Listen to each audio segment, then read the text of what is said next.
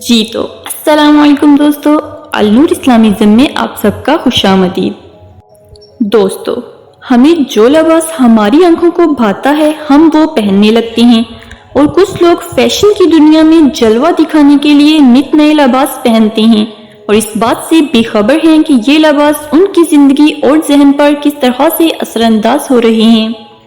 خوب سمجھ لیجئے دوستو، لباس کا معاملہ اتنا آسان اور اتنا سادہ نہیں کہ آدمی جو چاہے پہنتا رہے، اس لباس کا اس کی زندگی اور ذہن پر کوئی اثر واقع نہ ہو۔ کیا آپ جانتی ہیں دوستو کہ کس قسم کا لباس کس طرح کا اثر رکھتا ہے ہماری زندگی اور ہمارے ذہن پر؟ اگر آپ کو یہ معلوم ہو جائے تو آپ لباس پہننے سے پہلے ضرور سوچیں گے۔ چست لباس پہننے سے انسانی اعضاء پر کیا اثر ہوتا ہے، تو آپ آج سے چست اور تنگ لباس پہننا ہی چھوڑ دیں گے۔ اور کیا آپ جانتی ہیں کہ زرق برق اور چمکیلے کپڑے پہننے سے انسان کی زندگی پر کیا اثر ہوتا ہے؟ اور سوتی لباس اور ریشمی لباس اپنا ایک اثر رکھتے ہیں، اور رنگے ہوئے کپڑوں کا ہماری جلد پر اور ہمارے ذہن پر کیا اثر ہوتا ہے؟ تو یہ سب جاننے کے لیے بنے رہیے اس ویڈیو میں۔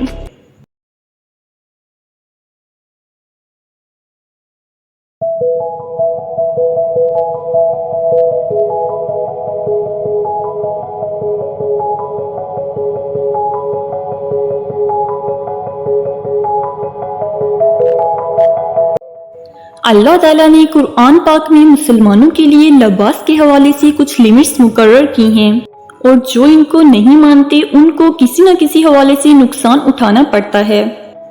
سائنس بھی آج اس نتیجے پر پہنچ گئی ہے کہ قرآن میں بیان کردہ لیمٹس بالکل درست ہیں اور انسان کے حق میں ہیں۔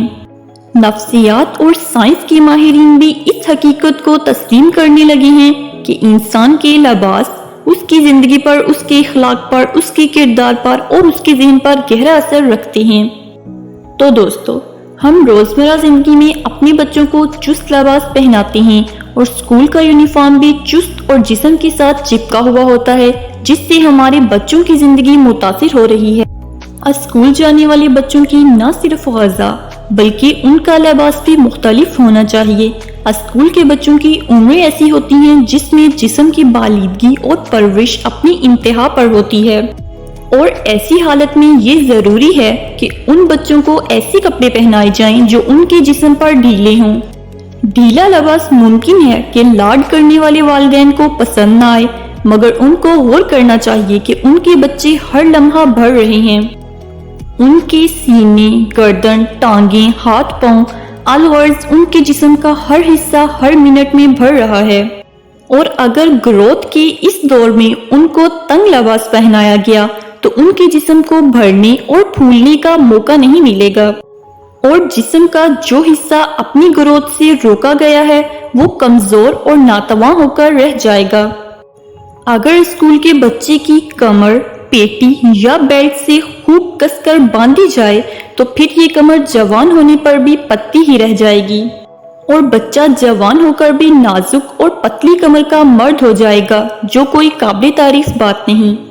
کیا آپ جانتی ہیں دوستو کہ لباس کا اثر صحابہ کرام پر بھی ہوتا تھا؟ یہاں میں آپ کو حضرت عمر رضی اللہ عنہ کا ایک واقعہ سناتی ہوں، جس سے آپ کو اندازہ ہوگا کہ وہ اپنے لباس کا کس طرح سے دھیان رکھتے تھے جو کہ ان کے ذہن پر غلط اثر نہ ڈالے۔ حضرت عمر فاروق اعظم رضی اللہ عنہ کے بارے میں مروی ہے کہ ایک مرتبہ مسجد نبوی میں خطبہ دینے کے لیے تشریف لائے۔ اس وقت وہ ایک بہت شاندار جبہ پہنے ہوئے تھے۔ جب خطبہ سے فارغ ہو کر گھر تشریف لے گئے تو جا کر اس جبہ کو اتار دیا اور فرمایا، میں آئندہ اس جبہ کو نہیں پہنوں گا، اس لیے کہ اس جبہ کو پہننے سے میرے دل میں بڑائی اور تکبر کا احساس پیدا ہو گیا، اس لیے آئندہ اس کو نہیں پہنوں گا۔ حالانکہ وہ جبہ بذات خود ایسی چیز نہیں تھی جو حرام ہوتی، لیکن اللہ تعالیٰ جن حضرات کی طبیعتوں کو آئینے کی طرح شفاف بناتے ہیں ان کو ذرا ذرا سی باتیں بھی بری لگتی ہیں۔ اس کی مثال یوں سمجھیے، جیسے ایک کپڑا داغدار ہے اور کپڑے پر ہر جگہ دھبے ہی دھبے لگے ہوئے ہیں، اس کے بعد اس کپڑے پر ایک اور دھبا آ کر لگ جائے تو اس کپڑے پر کوئی اثر ظاہر نہ ہوگا۔ ہمارا بھی یہی حال ہے کہ ہمارا سینہ داغوں اور دھبوں سے بھرا ہوا ہے اور ہماری کسی چھوٹی سی نیکی کا نور ہمارے گناہوں کی سیاہی کو ختم نہیں کر سکتا۔ اور کیا آپ جانتے ہیں دوستو کہ سوتی لباس اور ریشمی لباس کس طرح سے ہماری زندگی اور ہمارے ذہن پر اثر ڈالتا ہے؟ سوتی کپڑا یا کھدر وغیرہ جسمانی نظام کو ڈسٹرب نہیں کرتا، جبکہ نائلون اور ریشمی کپڑا انسانی جسم سے نکلنے والی مختلف ریڈیشنز کو متاثر کرتا ہے اور ہماری وائبز کو بدل کر رکھ دیتا ہے۔ اس کے ساتھ ساتھ جسم میں خارش اور بہت سی سکن کے امراض بھی پیدا کرتا ہے۔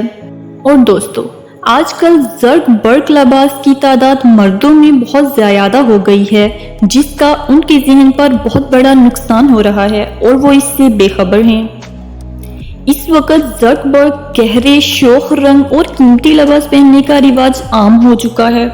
ایسے رنگین اور ریشمی اور قیمتی لباس مردوں کو اسلام میں منع کیے گئے ہیں، تو اس کی کوئی بہت بڑی وجہ ہی ہوگی جو سائنس نے بھی آج ثابت کر دی ہے۔ سائنس نے ثابت کیا ہے کہ قیمتی زرق برق اور فیشن والے لباس سے ذہنی بگاڑ پیدا ہوتا ہے۔ ایسے لباس والا خود کو وہ نہیں سمجھتا جو وہ دراصل ہوتا ہے اور خود کو دوسروں سے برتر سمجھتا ہے، غرور و تکبر میں کھو جاتا ہے اور ایسے انداز اپناتا ہے کہ اسے دیکھنے والے کو حیرت ہوتی ہے اور اللہ تعالیٰ کو غصہ آتا ہے۔ اللہ تعالیٰ نے فرمایا ہے، تو زمین پر اکڑ کر نہ چل، اور اللہ تعالیٰ ایسے فرد کی جھاڑ کرتے ہیں۔ اور دوستو، ہم اپنی روزمرہ زندگی میں رنگے ہوئے کپڑے پہنتے ہیں اور اس بات سے بے خبر ہیں کہ ان رنگے ہوئے کپڑوں کا ہمارے جسم اور ہمارے ذہن پر کیا اثر ہو رہا ہے۔